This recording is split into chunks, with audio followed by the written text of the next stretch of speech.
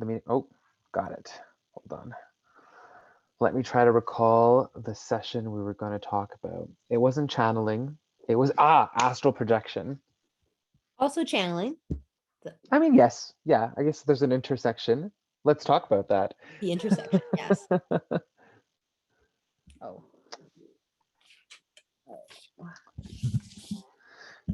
Do you remember what your first experience with channeling might have been, even like as a kid?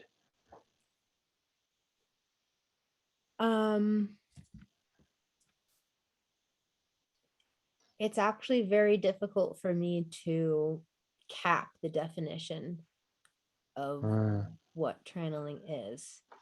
And I mean, like, we could also get into a possible, like possible psychosis, though I don't imagine psychosis would be playful and interactive, though it's like it's a question. It's always a question.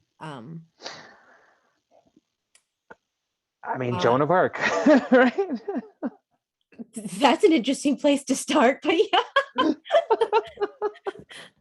I love it. I mean, I remember getting to high school and meeting one of the first soulmates of my life, where I was like, oh, I've known you before. Like, it's you in a different body. Holy fuck. And this individual had the precise same response to me. And that's the day I fell in love with voices, because the voice and the eyes, it's the whole package right there of soul, of what I want to regress as part of as far as light codes are concerned. So I mean, even the that recognition of her could have been a channeling of some kind. Okay. Abiding by destiny could be channeling of some kind. Anyways, but through her,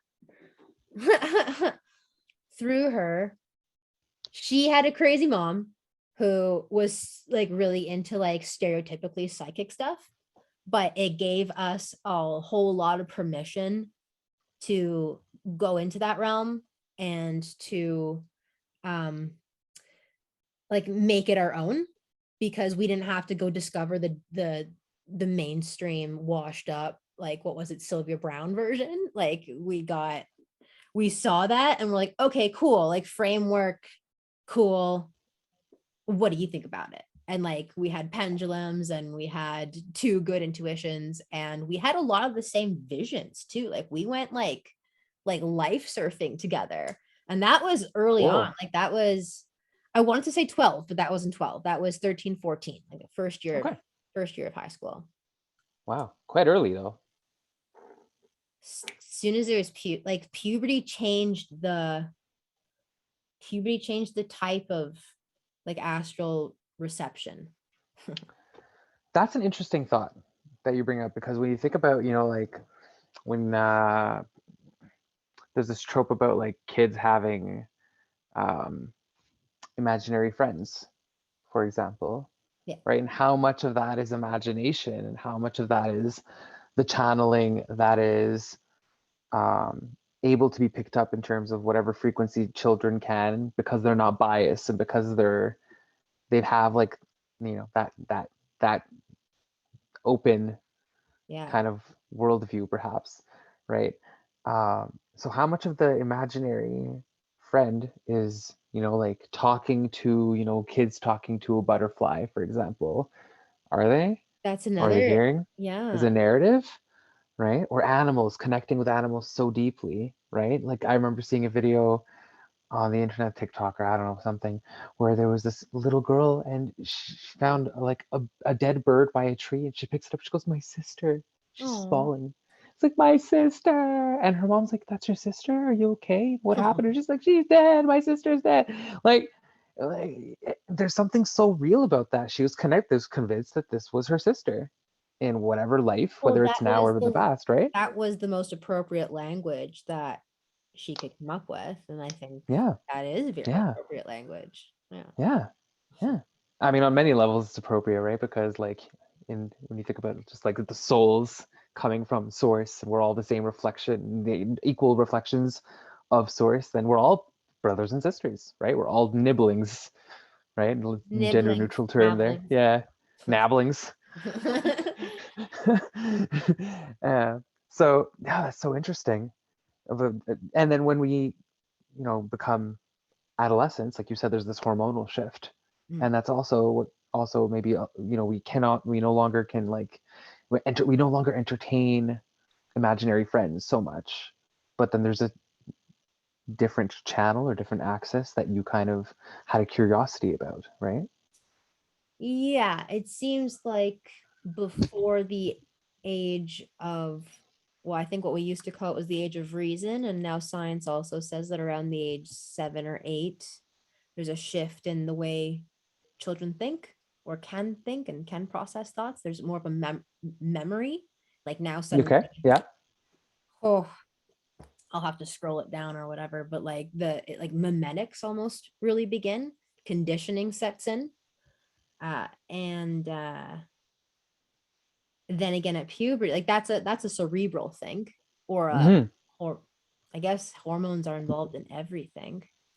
Yeah. I mean, the pineal gland, all the the Oh, more than hormones that. come from our Yeah. brain, right? Like Yeah. so when we say cerebral and hormones in relation to like transformations in our body, we often think about like secondary sexual characteristics, and we think of height, and we think of Well, when just I a think lot of of the hormones, external stuff. I think Yeah. of the messengers of the body, which is why in the last video on the little scrollies down there, uh, I added in like another conception I've actually had of angels is that they're the messengers of God's body, God just being the person we're Oh. in. Yeah. The person we're in. Yeah, I mean The hormones. we're part of that body, right? We're the Or something. one body, right? And even that idea of being equal reflections of source, right? Means that we're collectively that body, right? Just like bacteria in our bodies, for example. Synergetically, that body. Yeah. Just like that. So adolescence, and then how did that progress in your experience or your opinion into adulthood for you? Well, to actually answer your last question, the first time I channeled in the actual sense of channel was probably Oh, asking myself what my spirit guide was. oh, good All that. point. Good example. Yeah, I don't want to unpack that too much right now. That's fair. But about the channeling, and I was blessed to just have someone there that was totally on that vibe. I would never have been Mm, able, I don't think, to do it on my own. Even though I did most of it on my own, I just had permission because I had that other person there. sure. Um, with the same understanding. That's the mystery school. Like, okay, right? I'm not alone. I uh, mean, yeah, go ahead. but there was a strong focus on past lives and like regressing past lives. So Regression. there's channeling, I guess, my own, what I might call Akashic record. There's channeling general Akashic record past. There's channeling general and personal Akashic record present. There's channeling general and personal Akashic record future. And then, trans, I guess, dimensional. I don't know. We'll have better language for it someday. Yeah, that's the point of these discussions, right? Is to nuance these terms and to come up with a language that imbues enough meaning and power that it becomes useful enough to build our experience upon. Yeah. Because it sounds like we have so many experiences that we're trying to piece together in this mystery school kind of setting, right? But the idea there is that there's terminology that we're in liminal kind of stages of. Channeling also became uh well, what inspired us? Like how much of an open channel I was, you were saying, because you feel very directed. Mm-hmm. And my interpretation of that direction is more of a just you know, truly you will only channel by your own invitation. So it's almost by default that in a way you're almost protected because you have to initiate that invitation. The other this the way we get scared, or the way we, like capital W, have been scared in the past, is through the belief that we don't give consent. So as a predisposition, we give our consent away. Right? Okay. In terms of when you want to interacting with the channel and meta. interacting with, yeah. Yeah. So you're alluding, it sounds like, to like a kind of a ceremony, right? Where it's necessary to have protection. Oh, it's not, right? that's certainly not like when I say consent, I mean growing up, I consented to the curse of I hate myself. I consented to Okay. like it's insidious. It's not oh great ceremony, like blood for the blood gods type of thing. I mean, that's actually very insightful in terms of the power of words and how those words become so imbued with that power and that intention, that energy. It's manifested within us, and those are what we call curses, right? That we could inflict is a upon personal ourselves. curse. Yes. Yeah. That Yeah. is a personal curse. And one thing that I was very fortunate to learn in one of my therapy experiences in the past was the concept of curse and counter curse. Yes. That was like one of our first And conversations in our friendship, I think. it was. Yeah. It was. And that was really powerful, the curse and counter curse, because I get to use my own words to just rewrite it. And it was very like sneaky CBT when you think about it. Like it was very like just identify how you feel and what the thoughts are attached to your feelings, and then like the action of, for example, like neglecting myself, something that I used to do, right, because I was punishing myself, right, then became now this new action of creating this counter curse, and from that counter curse created different feelings and different thoughts, and from those different feelings and different thoughts created all this space for new, more adaptive action in my life.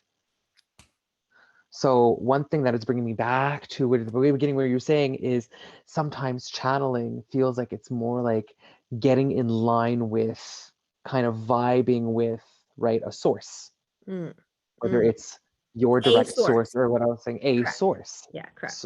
Reflection of source. What I was kind of trying to allude to with your open sourceness is there's many channels, it seems. You're open. You seem to be an open person to source.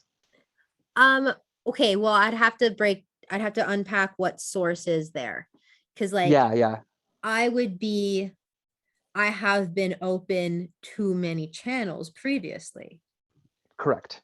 So I asked myself, I asked myself what that means as far as shielding goes, and so on and so forth. Absolutely. But I have let myself, essentially, I think the most layman an allegory I can come up with is like the tuning on a radio, like Yeah. not sticking to the same radio station. Okay. But like just like keep on going, like tune into everything, and sometimes you have mostly you have static. Sure. And then sometimes you get a clear message, but like it's usually not a message you necessarily like either. Like it's not necessarily like just because it's clear doesn't mean it's about you. This is something that comes with a lot, because at first everything is about you. This is the thing that is so consuming. This is like it's almost like a protective shield for the great work. Like you make it about you. Fuck that. Like you're not working. Oh, you're blowing my mind. Because there is this, very strong trope, I want to say, of like the personal engagement with spirit, right? It's about my reflection of the source, right? But you're bringing it to something that is actually very humbling, actually, to hear, I would say, because that filter of looking for information, trying to filter through, like you're saying, a clear message about ourselves, I think also probably reduces your chances of actually going beyond that and getting more insightful, Getting the perhaps, nuance. messages. Yeah. Yeah. Wow. So like talk about weird alien creatures that you can talk to though, like So beyond yes and no is something that I'm new with. And just a little bit of backstory for you viewers out there who are joining us on Mystery School Dropouts. Welcome. If you're just tuning in, I'm Brostar. I'm Brosta. Hey, Brostar. So the yes and no kind of like dialing in, let's say, for me started actually around mid-adolescence, I would say, like concretely, like closer to between 17 and 19. And it started with trying to feel vibrations in parts of my body. So just focusing on my hands, focusing on my left arm, my right arm, focusing on my legs, right? And trying to feel that part more than the other feelings, right? And that is what led to meeting my first spirit guide. Excellent. We'll save that for another day. Okay. So from that practice became, engaging with spirit guides and the personal practice, right, of like, what about me, ego situation, right? Let's learn about me kind of situation, which, hey, I'll accept, I'll accept it. And but with that came the yes and no kind of interaction that I was trying to figure out, and it really came from the feeling each arm and being a platform, from that being like, okay, like on my shoulders, like visualization of like, spirit on one shoulder, spirit on the other shoulder, kind of like give me a direction kind of thing. Then it became, specific spirits giving me specific kinds of directions, but it was still a yes and no. Okay. So coming back to like what I've been trying to do now is ask specific questions, like verbally saying them like I'm just talking to spirit in like a forest, basically. And I had my experiment, and I was using a pendulum that I made with a labradorite, Yep. which I find is very pretty. and, uh, and so it was about 10 a.m., I would say, on a pretty sunny, hot day. So lots of bugs out, and I went out in my Crocs, and I wasn't wearing socks. So I go in and I'm like, so like, are you there kind of for this situation? Like, where are you kind of thing? And he's like, I'm here kind of situation. I'm like, are you happy? He's like, no. I'm like, but are you happy that we met? He's like, yeah. I'm like, how long have you been here? He's like, 30 to 40 years. I'm like, oh, where are you from? He's like, I am from a past dimension. I'm like, Yeah, what are you doing that's here? fine. He's like, I'm hiding. Oh. And then I'm like, so like, are you safe? And he's like, oh yeah, I'm safe, but you need protection. And I get bitten by a fucking bug on my leg, and I'm like, damn it, and I left. That was all you needed. That was Yeah, a I was lot like of fucking information. trickster. Yeah, you need some DEET. It's cancer Yeah. later, but it's bug protection now. I have some essential oil blends that supposedly Oh. repel bugs, but I haven't been using nearly enough. Yeah, Uh, soak in it. oh man. So that was my last experience with more than the yes or no. And it was a very interesting and salient experience because it was very quick. Yeah. It felt like a really long conversation, but it was a very quick conversation. And I, like you said, felt I got that too. Yeah. Yeah, I got everything I needed, and it was just the timing. Like he must, like, I don't know how could the conversation end at the exact moment where there's this joke that I'm channeling, I'm coming up with. I couldn't come up with this, if or I couldn't. I did, I It was guess, like a through the channel. butterfly, right? Yeah, it was like a deer fly or like a mosquito or something, and it just got me at that exact moment where he's like, "I'm safe, I'm fine, but you're not," and I'm like, "What the fuck?" Now he's like, "You leave me alone." Yeah, basically. So I haven't been back for a while, but I said I would go back, so I'm off tomorrow. So But tune it in. comes back to this radio analogy, because like it could go the other way too, right? Like this this guy hanging out, cloaking himself in your woods, is like, oh, like I see that this individual has what I'm gonna call, well, has this specific kind of light. I wanted to say blue light, but I don't know what color it is really.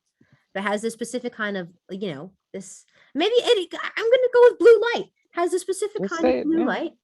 And that means that they understand, like he could probably see that you could conceive of him, and he probably didn't like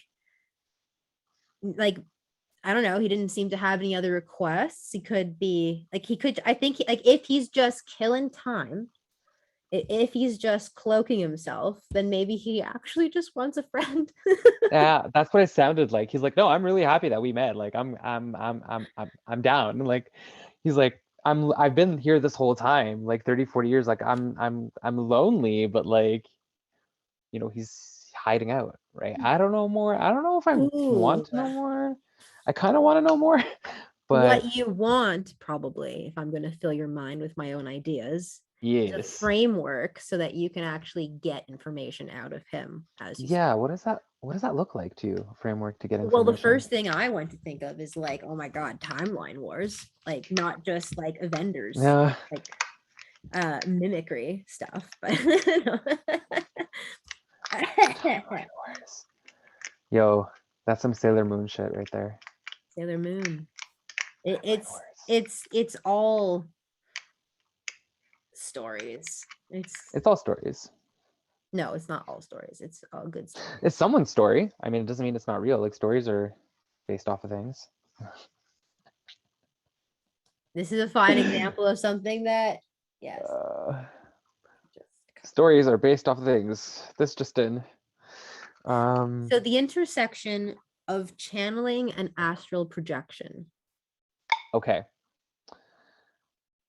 So when I think of astral projection, two very salient thoughts come to mind. The first one is the categorical kind of like image of, oh, astral is like, here's a body and here's a spirit floating above the body, and then you go where you want to go. The other image is I met this one peculiar young lady in high school in one of my classes. This young lady was telling me when she was astral projecting, she would always go to this one particular star that she was specifically connected to.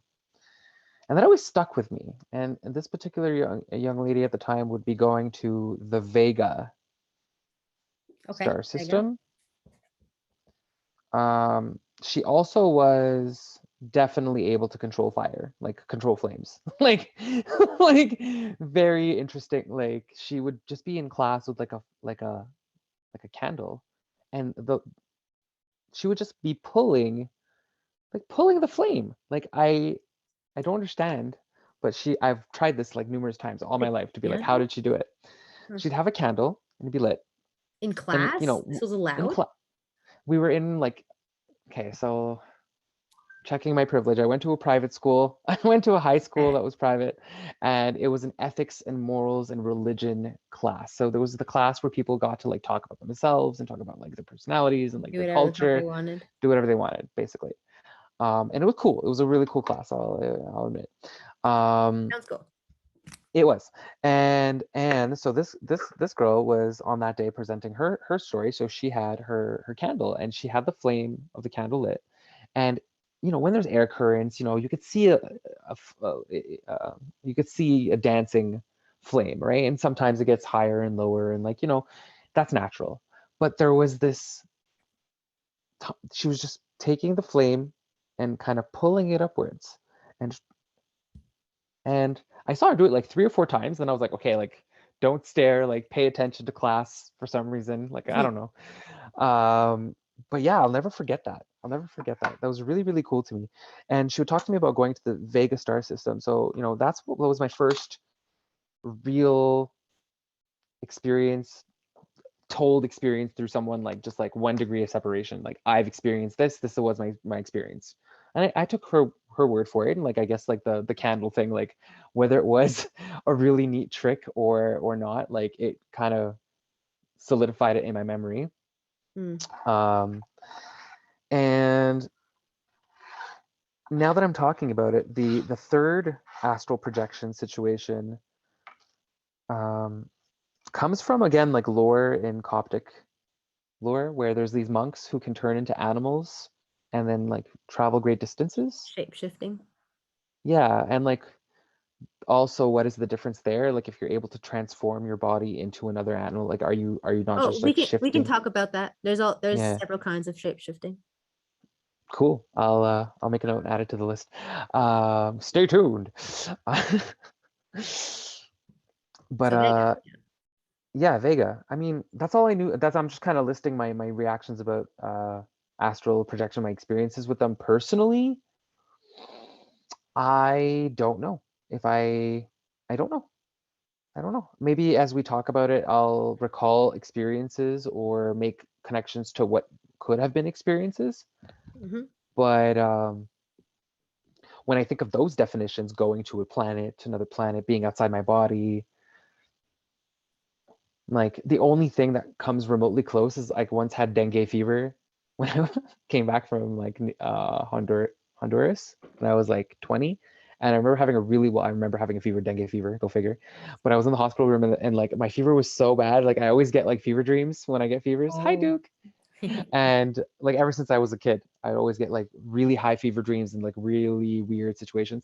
And in this particular dream, I remember being above the room, but also simultaneously seeing like like stereotypical like children's toys like floating downwards in the room very slowly, like boxes of like wrapped gifts and like dolls and like not dolls but like Raggedy Ann style dolls specifically, and trucks, like toy trucks, and just seeing them kind of hovering above my head, and I felt like I was in a crib.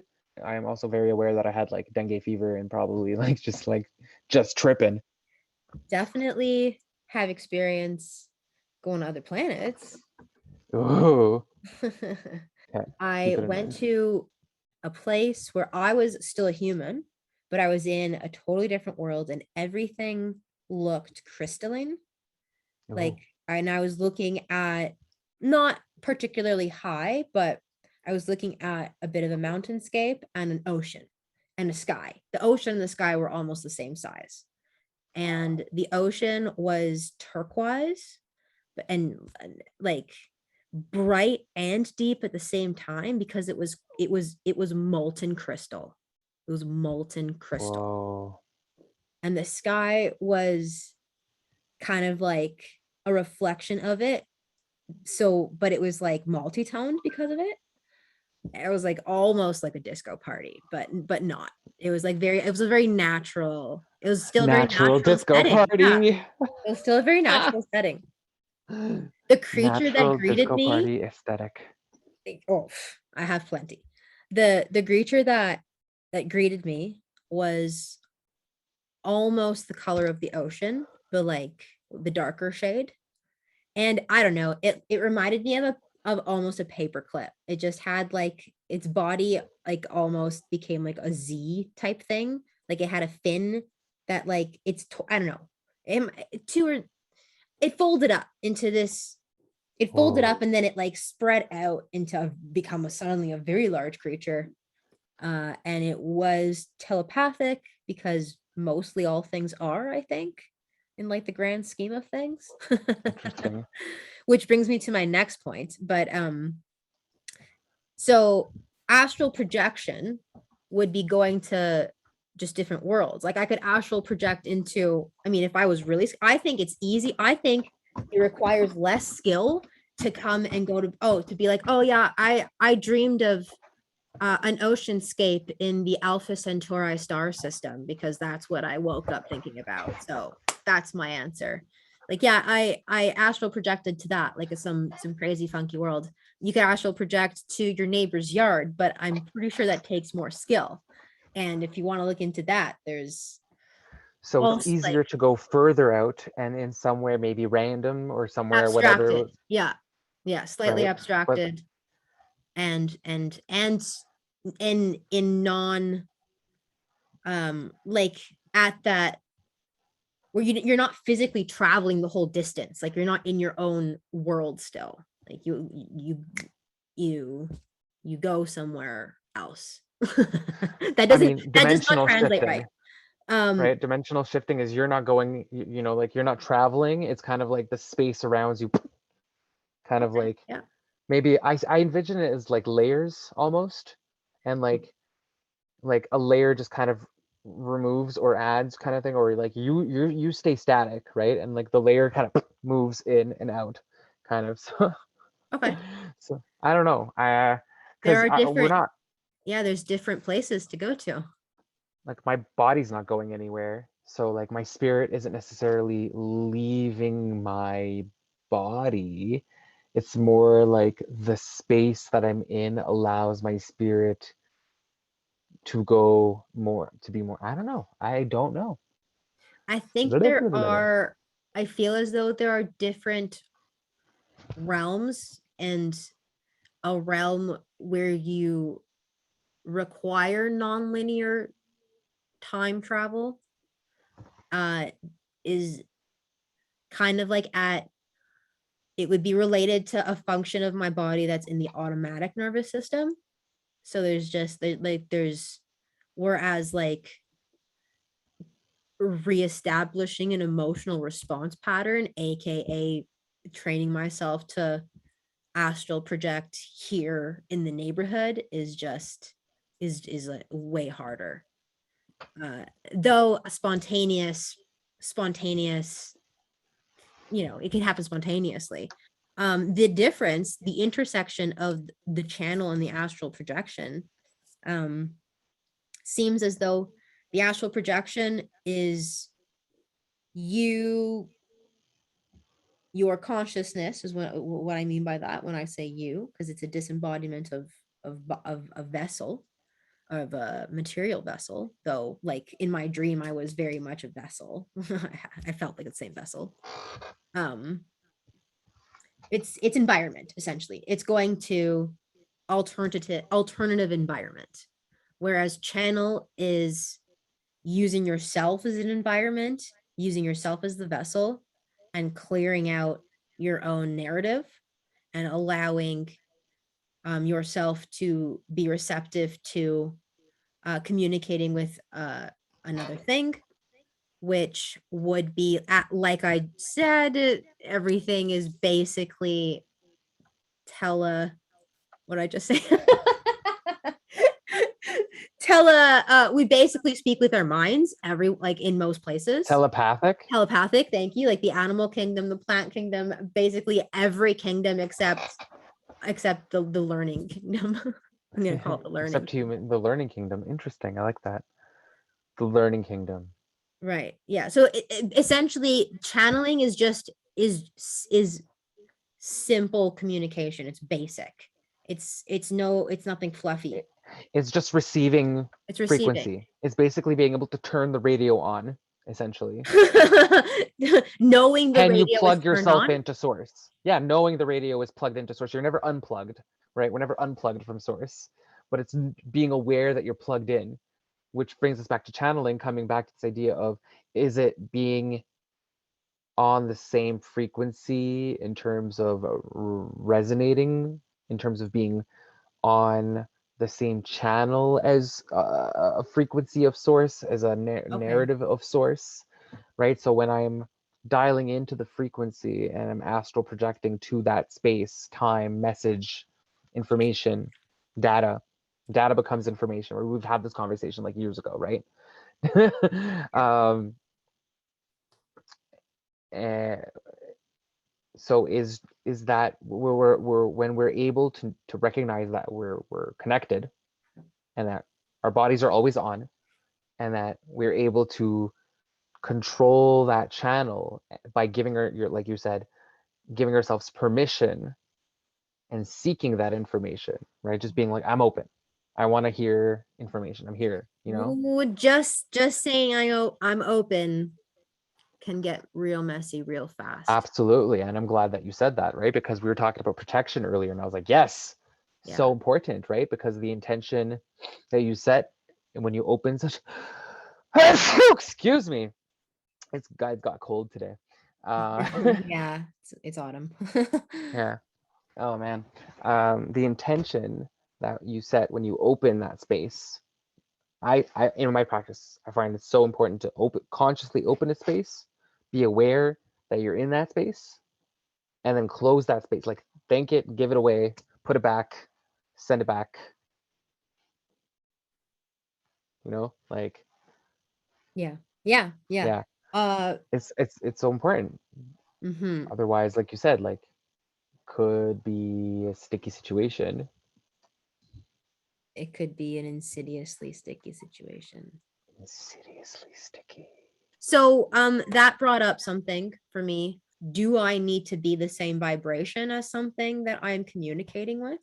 That's a great question. And I think that's a question that a lot of us either, like, maybe we make it to the conscious point with it, but I think a lot of us are asking this question on the subconscious level too, because of how the oh my gosh, new age, I want to say neo Christianity, and honestly in so many ways it is the same thing. So new age We spirituality. definitely need to have a conversation Oh about yeah, stuff because so like the just Christ consciousness. about 10 years ago on the internet, there seemed to be this like psychosis, this general psychosis that happened where like suddenly people were they I think they were channeling these kind like weird meta-terrestrials, and they were taking it personally, and suddenly they were an alien. Like there was just this thing going on, like I'm an alien. Like it was the new messiah complex, honestly. I saw Yeah. I am Christ. Like sure are. Like so that's when I just started like kind of counteracting all things I saw in the new age community with like, how is this neo-Christianity? How is this neo-Christianity? Well, how is this neo-Christianity? So I probably exhausted that, but here we are. So do you need to be the same vibration as something you pick up? At first, in this in the walls and the boundary of this conversation, I wanted to say yes. And I very quickly realized no. Okay. No, you just need to be open. Like you could be introduced to new things. Yes. Okay. I see what you mean now. Is if I'm just open and I recognize that I'm open, I can be introduced to information that may or may not be welcome, may or not be forthcoming, right? May or may not even be relevant if you're not actually thinking about it. And by information you mean meant like thoughts, you might mean emotional Visualizations, patterning, pictures. Yeah. imagery, and Yeah. coming together. These things cause feelings, and then it is personal. And then how do Yeah. you detach yourself from where that came from, and how do you create meaning out of that? Suddenly that's when asking why becomes dangerous, right? So yeah. Is it on the same vibration? So I think I like your interpretation where it's like yes and no, because like you could just be open to all frequencies and then get something. And if you think about it as the idea of like dialing through radio, it's the same idea. Like you could be what 0.1 away from the right frequency and you hear something, it's garbled, right? But you can make it out, right? And then you just click one, and it's like loud and clear, right? So like you can be open to anything, or you can seek a specific frequency, right? And like just keep searching, and then once you get it, you come back to it. You remember that feeling, right? You remember how to get back. You create a path to it, right? And that's, I think, what happens when we meet spirit guides is we create a direct path to access of information. And sometimes it's really benign information, sometimes it's really like random, and sometimes it's momentous, and sometimes it's fucked up. Bleep bleep out the, you know. So It's okay to say fuck. is it on YouTube? I don't know. Anyways, for the purposes of whether or not we have to edit this out, fuckity fuck fuck fuck. Fuckity fuck fuck fuck. Hey, okay, so I got it out of my system. Only the first 20. So yeah, I think that for me, my understanding of channeling with the frequencies is like, you know, once I've met a spirit guide, I was like, oh, this is a frequency I understand. This is a frequency that like I've connected to. So my body knows how to get there. And so because I've gone there, I'm able to interpret the information, or I've been able to decipher, not rather interpret. I was very much deciphering, right? Because I'm trying to ascribe meaning to the codes of information that's being presented often to me, because I don't receive necessarily words a lot of the time in that form of practice. When I do receive words, it's when I'm just talking. And when I said like my brain kind of like finally my mouth is able to somehow keep up with like the most salient thoughts, and I'm just like, oh, this is a great idea, keep going. Yep. Like, yep. This is unplanned. I would say that's channeling yourself. I would say that's channeling yourself. A higher self, myself. Yeah. I mean, in a way, it feels higher because you didn't think about it. You didn't criticize yourself to get to that point. It's literally your higher self. Yeah. Yeah. Without bias, you know, kind of just like this is you were doing it before you were thinking about doing it. Yeah. We've come to kind of nuance that to channel, right? You simply need to recognize that you are connected to source. Yeah, it's a great and way. that you're always on. But recognizing that you're on and actually working the dials is where that takes practice in tuning. There's still things to be said about the mechanics. Yeah, for sure. And I think we're learning to use our own, when people talk about their own practice, my personal practice, I think of that aspect of learning to tune in and use those tools. And my toolbox and my tool set might look somewhat similar to yours or not. And that's okay. I think that that's what we're given in terms of natural tools, things that we're also taught, things that we find that resonate with us. And then when we connect as communities, we share with each other and we learn from those experiences. So that's what I hope people will gain from maybe listening to us one day. The moral of the story is be nice. Bye, internet. Bye, internet. We love you.